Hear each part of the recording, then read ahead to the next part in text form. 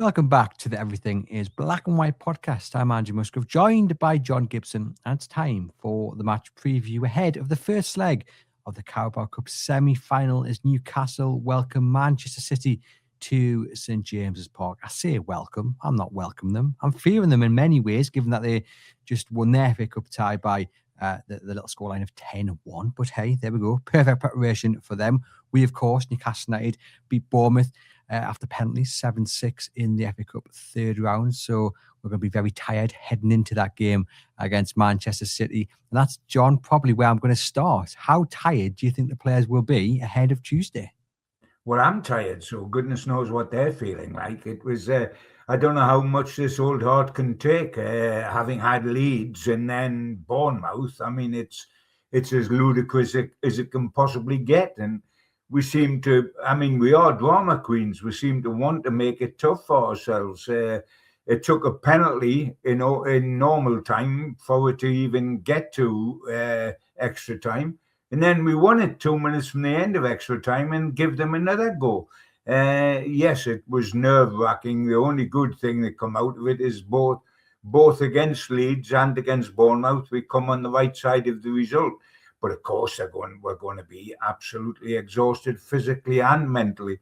So it's up to Eddie how he can refresh them, whether that's team selection, whether it's handling training, and of course he'll handle training. There'll be very minimal training between Bournemouth and Man City. But it was a huge ask anyway. It's a huge ask after what's happened in the Cup. But I tell you what, I'm glad what happened in the Cup did happen, that we came out of it with penalties, because heaven forbid, but if we don't get the right result on Tuesday night, we'll all be glad we're still in the FA Cup, because it's if we failed, and again I stress heaven forbid, and it's not a foregone conclusion, but if we failed in the semi-final of the League Cup, then we still want to be in the FA Cup, because while we want to do well in the Champions League, and while we want to do well in the Premier League to qualify again for the Champions League, we can't win either of those competitions. The only competitions we can win is the League Cup or the FA Cup. So we've got to stay with both of them. Yeah, and I'm also very happy that they won, because it was tiring. The players will be fatigued. It was for a reason, and you could tell how cold they were, because the usual lap around the pitch at full time didn't last all that long, because they wanted to get down that tunnel. But all these kind of things, the kind of negatives, if you want, about the temperature and about how much energy they put into it, it's a little bit easier to bear, given that Newcastle United have won, isn't it? Oh, absolutely. I mean, if we had gone to extra time and then lost the penalty shootout 7-6, we'd be lower in the snake's belly. Adrenaline might get us through one more game. Adrenaline because we're on a high, and adrenaline because we're only a couple of steps off a two-leg semi-final off Wembley. So, and we're the holders. So, yes, it was the result we needed. It would have been nice to get it in the 90 minutes, but it was the result we needed. And we've got to build on the positives and forget the negatives. That's the only way to approach this tie. And the positives are we're still in all four competitions that we entered this season, and long may that be so. Yeah, and I guess if you're Sven Botman and Malik Chow, even though the game went on for a little bit longer than you wanted, you would have been grateful to get really as many minutes as possible to try and shore up that defensive partnership, which will inevitably be the centre-back pairing on Tuesday. Aye, but there you go. I think you've hit our Achilles heel, to be truthful, Andrew. At the moment, our defence is awful. I mean, we're getting the results, so it's easy to paper over the cracks. But that was another 3 goals conceded against Bournemouth. We conceded 3 against Leeds, 2 against Spurs, and 2 against Chelsea. Now that is a dam with holes all over the shop, isn't it? And injuries have killed us. We already lost Byrne. We've now lost Livramento. The only centre-back pairing we've got is Chow and Botman. And for a lot of people, until recently, that would be our best centre-back pairing, with due respect to Dan Byrne. for the future long term because of Dan's age. But all of a sudden, Chow, sensational signing, but he started making critical mistakes. And for me, so is Botman. Chow made a mistake on the second goal that they scored with a header which didn't get enough distance on it. And Botman, together with Ramsdale, was so weak on their third goal that took it to penalties. It was untrue. So our two classy centre halves are looking a bit frayed at the edges now. So yes, they would want the time, but no, they wouldn't want the mental scars that, because when they go home, they'll think about those two mistakes that they each made, not about, oh, we are solid as a rock. And Eddie will think of those mistakes, and Eddie will also think of the fact that they've let in so many goals at home, not on their travels, and I know we're home again, but at home with a powerful side that scored 10. Yes, against Exeter City, for goodness sake. We're not going to be Exeter City. But the defence is a little bit worrying for me, Andrew, I've got to say so. Yeah, there were errors in that performance against Bournemouth, but also my kind of thinking is that even though it wasn't a polished performance by the two centre-backs, to still have those minutes together, I think will help because you get to know each other, you get a bit more of a feel about it. And I guess really that's all you can take from it, especially when you're going to be facing the likes of Haaland and Semenyo and Cherky and Reinders, who all performed and started for Man City on the weekends. I mean, I'm sure they'll find the extra 10% to go on Tuesday as well.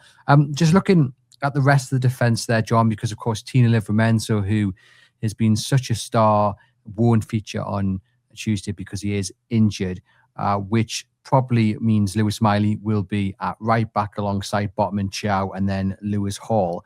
No one's turning their noses up at that. You know, Miley's been absolutely fantastic. He's in great form. We've said he's as close to being undroppable as you can possibly get. It's more the depth, I think, we're worried about, isn't it? Because, you know, these players are now having to play so many games, and Eddie Howe, especially in defence, hasn't got the options to turn it around. Yeah, that's true. That's true. But I mean, Miley and Hall are Bens. One's 19 and one's 21. They can run all day long. Hall has the added sort of question mark about his overall fitness, having come back quickly from injury and having to be nursed into the situation. But it sounds ludicrous, doesn't it? But I'm not worried as much about Miley and Hall as I am about Chow and Botman. For this particular game I'm talking about, because of the mistakes. Miley's wonderful. Miley is absolutely sensational. It's where you play him. And he'll play right back, I'm pretty certain. You're correct there, because he'll go Bruno Tonali and Joe Linton across the middle, which means Miley doesn't get into the middle, so he gets in at right back. I think he'll be selected at right back ahead of Trippier, because he's got greater legs than Trippier. Being a young man, 19 as opposed to 34. But yes, this is going to be a real test for all we're at home. This is going to be a real test of our resilience defensively against a very attack-minded side that carries a lot of big guns. Indeed, but we've seen how well Newcastle can play against Manchester City. They can beat them. So as much as there are negatives coming into this game, I think we've got to look at the positive of the form of late. Okay, the performances haven't been brilliant, but the wins are there. The momentum's there. The good spirit and good feeling is there. And St. James's Park, under the lights, semi-final. This is what St. James's Park is made for. This is what this fan base wants. And they can really put on a brilliant atmosphere, which hopefully the players can match, as well as being motivated by and pushed by. Yeah. Oh, absolutely no question. I mean, it's not so long ago that we beat Man City up here in the Premier League this season. And we've got to remember that. And how did we do it again? Oh, let me think. Bond scored 2. He scores 2 all the time now, doesn't he? I mean, isn't he one of the pluses? When we're talking about the pluses that we've got for this game, isn't Harvey Barnes one of the pluses? I mean, that's 11 goals for the season, and he's an out winger. I mean, and that's only half a season gone. I mean, he's been fabulous. He's the best finisher. He is the best finisher we've got and I include our centre forwards in that as well. He is the best finisher we've got. And he scored 2 against Man City. We beat Man City. Let's not get carried away by the fact that they are Man City. Before they won 10-1, and the scoreline looks fearsome, but it was Exeter, for goodness sake. Before that, they'd had 3 consecutive draws. So they weren't blown sides away. They were drawing. And that then, because of that, they lost ground on Arsenal. So that they're not unbeatable by any stage. Let us also remember and draw on the fact that playing Man City in the semi-final of the Carabao Cup is no more daunting than playing Arsenal in the semi-final over 2 legs last season. And we beat them home and away. Now, I know we were in different form last season till now, and that can be argued. But we had Arsenal home and away last season, and we beat them home and away. This is the biggest match of the lot, the home leg, because we've got to get a lead to take down there. No question about that. We don't want to go down with a draw, and heaven forbid if we lost, but we don't want to go down with a draw. We've got to go down with a lead. But it's far from, they aren't as good as the turn one, and we are the holders that have beaten them already this season on the same ground we're going to play them on Tuesday night. So, yes, we've got to keep a sense of proportion and not be doom and gloom. I guess that's the message, isn't it? You know, go and make history, lads. You've got the opportunity to set the tone in this first leg. Then you go down to Man City where, you know, the crowd isn't as boisterous as some of the opposition we could have faced. So go and make history and go and set the tone with a performance and a win on Tuesday. Yeah, I mean, this is where it's got to be done. If we get through, we'll get through at home with the home score. And yes, it's an advantage to Manchester City, in my opinion, to play at home second, because it's an advantage to any side to do that, because you know what you've got to do, and you've got the help of your home crowd to do it with. But if we can get the right result on Tuesday night, then we can go down there and perform well. And as I say, they're not the Invincibles, Man City. They're not the team that was winning the championship season after season after season after season. They're not as good as that side. So it's no good going down. It's no good as thinking, oh, dearie me, we're tired and they're a wonderful side and they've just scored 10 in one match and we are exhausted. Not at all. We are on a run at home. We don't get beaten at home. We're on a run at home. The morale therefore is high. We never say die. We don't know when we're beaten. That was proved against Leeds and was proved against Bournemouth. The crowd will be 100% with us. Adrenaline should carry you through for an hour and a bit of this game to start with. So by no means we've got to be a front foot side at this. We've got to come out at the start and set the tone of the game, set the pace of the game, get at them, play at pace, close them down, do all the things that is supposed to be our identity, all the things that have made us an attractive side to the neutrals, and that will give us a real chance. Yeah, go and make yourself legends. I guess the other big talking point, John, when it comes to team selection, because you've named there the midfield three, Tonali, Bruno and Joelinton, who will start. On the wings, it's Harvey Barnes and it's Anthony Gordon.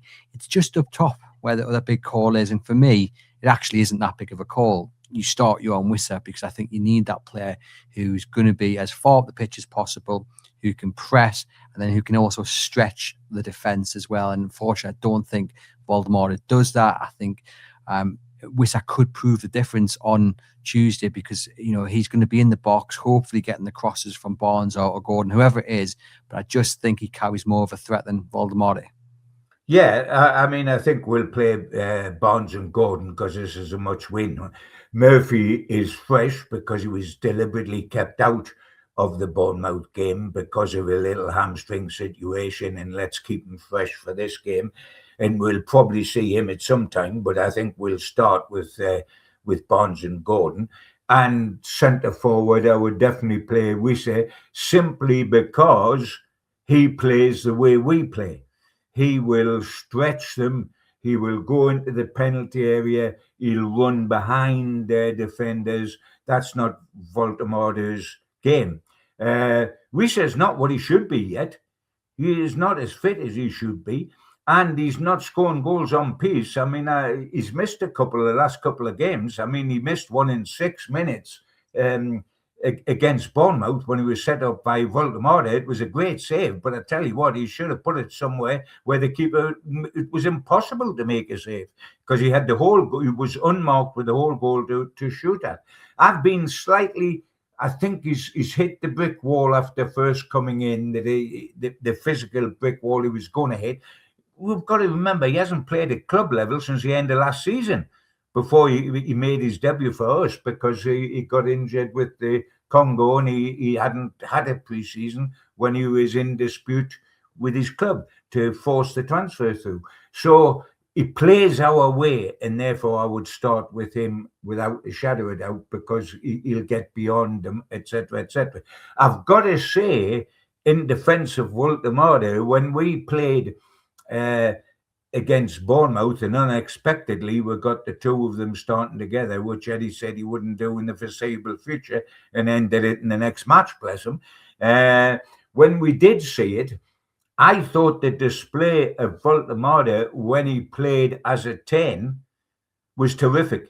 For the hour he played as a 10, I thought he was absolutely outstanding, and he looked a good player he can play. Why? Because he was playing in the position which is his position. He's not a 9.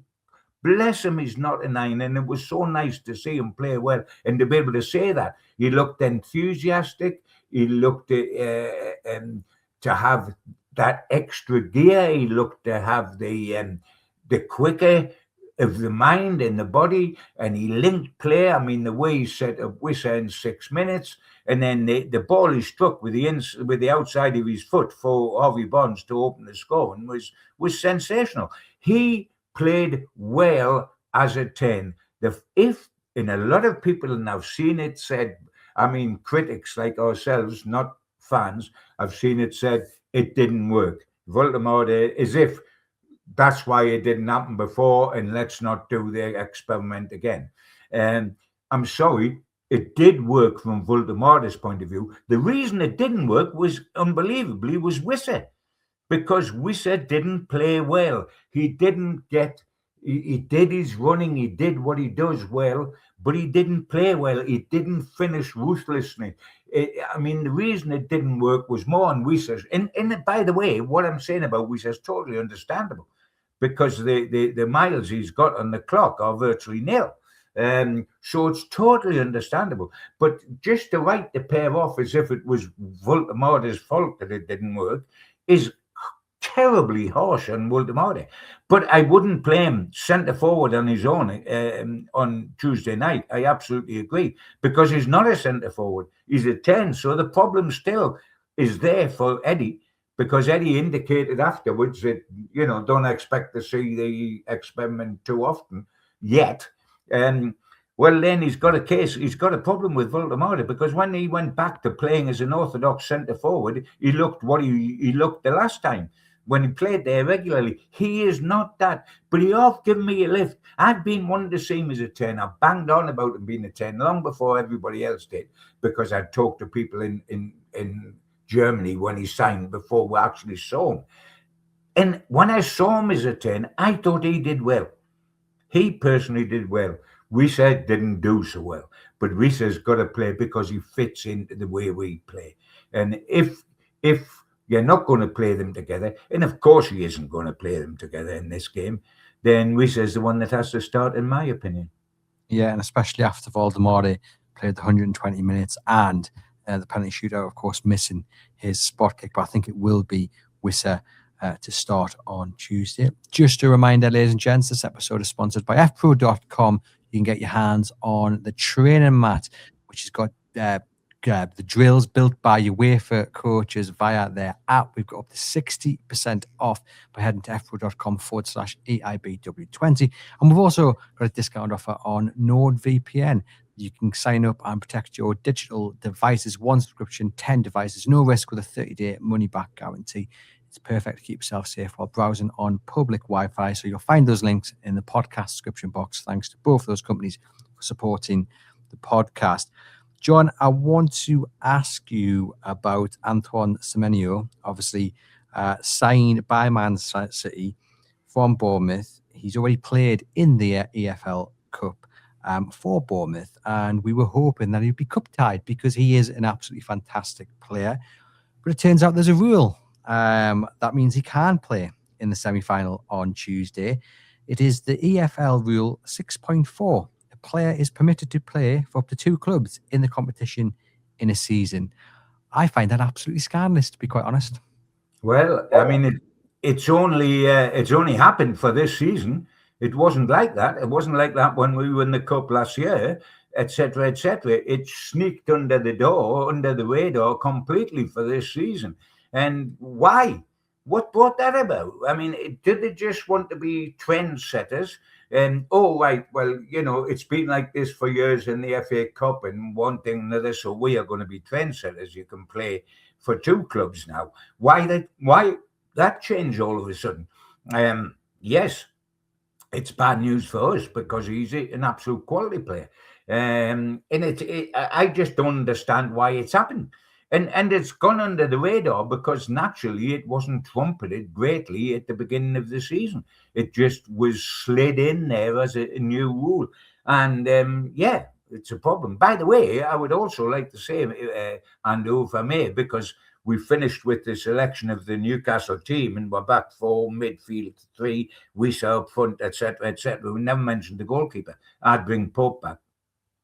Oh, I didn't mention it because I assume that's everybody's answer, to be quite honest with you. Ramsdale, good couple of saves. I've noticed a lot this morning in papers and online sort of suggesting, and at Eddie's press conference, he was asked whether he would go with Ramsdale after his 3 penalty saves, and I certainly wouldn't. And I thought Ramsdale was iffy during the game. He was a hero in the end with 3 wonderful penalty saves, but the goal that took it to that, him and Botman, were as weak as water on it. No, I have been disappointed in Aaron, and I would play Pope. I just wanted to make that point out, having had and listened to the press conference this morning when there was a suggestion, would you go with Ramsdale and keep faith with him after his penalty? And of course, Eddie, the master of saying a lot and saying now, said effectively we'll have to wait and see. I've got 2 wonderful goalkeepers, which is the answer I would have expected him to give. But I would expect Pope like you. And but I just wanted to make that point that I think it should be Pope. Yeah, it will be Pope, won't it? But yeah, Semenyo probably likely to start for City. You'd think on Tuesday he'll play on the left, which means Lewis Miley will be up against him. So actually nothing to worry about because Miley will put him in his pocket. He's done so well in recent games. I'm not actually fearing that too much. And I said at the start, I'm fearing Man City. I think obviously we're seeing the scoreline. We know the stars they've got. We know how good they are. But as we've mentioned, this is Newcastle United at home. This is the game that they get up for. So they've got the players to hurt Man City, as they've shown already this season. I guess, John, all we can do before we get your result prediction is, as we always do for the big games, is to ask for your team talk. Well, it is quite simply what we've already touched on. This club has always been built on being a cup side. The romance of the cup, being up for the cup, adoring a final day of drama on the big stage at Wembley with the whole country watching live on television. You win the Premier League, you don't necessarily get that. You can win it on a Wednesday night. You can win it on a Saturday or Sunday when everybody else is playing. It's not the drama. The drama has always been for us the great occasion, the sudden death, the romance. And that initially was the FA Cup. There wasn't a League Cup. It was the FA Cup. We won it 6 times. We played in 7 other finals. We've adored it. Newcastle's young fans, their dads will talk to them all the time about, when we won the FA Cup in the 50s and when we went to 2 successive finals at the end of the 90s with Alan Shearer, and we're wondering, their granddads will tell them that, etc. And all of a sudden, we have a chance to build the same sort of feeling about the League Cup. And you know what? There's always talk that we live in the past, that Newcastle United fans live in the past. And you know why the talk's there, Andrews? Because we've had to live in the past, because all of our success has been in the past. It's never been in the present until last year, when it was spectacularly in the present. But we have had to live in the past. You know what we can do this year? If we beat Man City over 2 legs, you know what we'll do this year? We'll be playing in our third Wembley Carabao Cup final in 4 seasons. That's a better record in appearances than Newcastle did in the 50s. They played in 3 FA Cup finals in 5 years.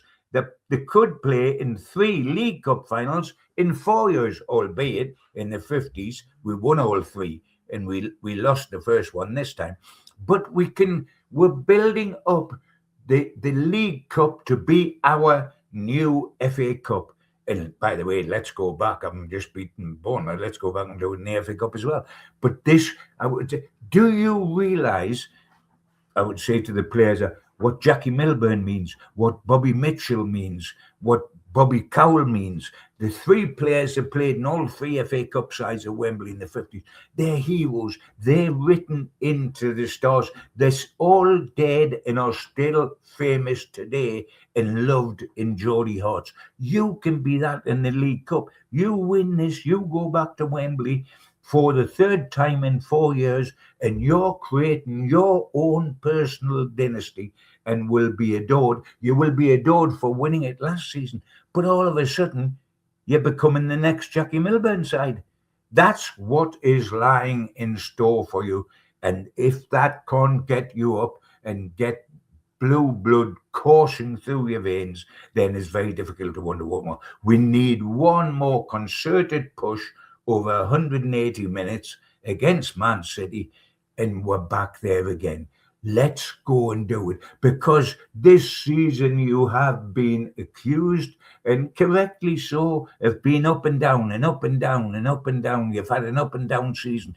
Beat Man City and go to the final, and it's going to be an up season, and it's going to be remembered as an up season. So go out and do it. We go. Hopefully they're listening. Hopefully they're watching, and they can get on board with Gibbo's message. The big question, John, are they going to do it on Tuesday? Of course it's a big question, and of course it's on a knife edge, and of course it's going to be tough. This is Manchester City. This is not Bournemouth or Leeds, with respect to both those clubs. This is Manchester City. But hey, Arsenal home and away, and Liverpool stood in the way last season, and who won the cup? So it is not impossible. I think we have got to take a lead down to Manchester City. I don't think a draw on Tuesday night, and obviously not a defeat, but a draw is enough of a cushion to go down there, because then it's just a sudden death one-off match. I think we will win the toughest of games.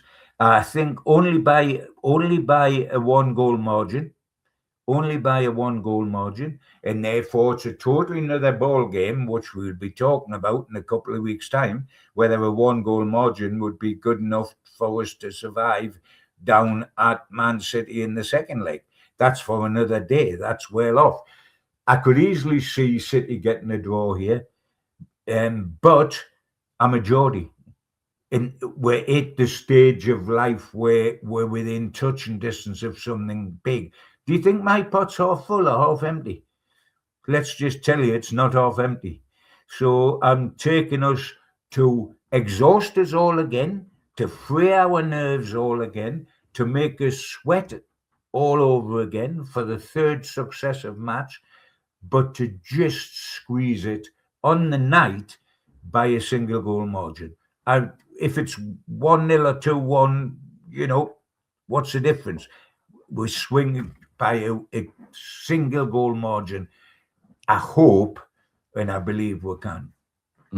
Well, I've written down 1-1, but in my heart, I believe Newcastle, like you, can get a victory by a small margin. I think it's all about how the players are feeling after 2 exhausting games. I'm sure what's on the line, the atmosphere, that will allow them to find that extra 10, 15%. We've shown that Man City don't like coming here, even in the games that they've won at the death. Newcastle have gone into the dressing room afterwards and gone, what, we probably should have come out with at least a point there. And obviously, we've already beaten them once this season already. So I think, it's going to be close. I think it's all about the players just finding that little bit more energy in the fans as well, because it's tiring for everyone to be out for as long as they were on Saturday in the cold in the stands watching that draw out as well, that game against Bournemouth. So if everyone's feeling good and feeling right and feeling positive, then they can certainly beat City on Tuesday. So I'm going to back them to do so. I'm going to go with my heart, like you say, 1-0, 2-1, doesn't really matter, as long as it's a win. Oh, you've changed from 1-1, have you? Well, you've yes, changed from 1-1. My head and what I'd written down was 1-1, but my heart, with Geordie, we're going to go with it, John. I hope I've helped to persuade you on that one, my son. You have. That's all. Yeah. I listened to what you were saying and changed my mind. So good for you. Good for you. So a win by the smallest of margins, but a win is a win, and that'll be perfect going into the second leg. Thanks to John, as always, for providing the match preview ahead of the visit of Manchester City on Tuesday. Me and John will be back later in the week to look ahead to the game against Wolves in the Premier League. Enjoy the game on Tuesday if you're lucky enough to get there and see it. Give you all shout out for the lads, and fingers crossed we get that win to take us into that second leg.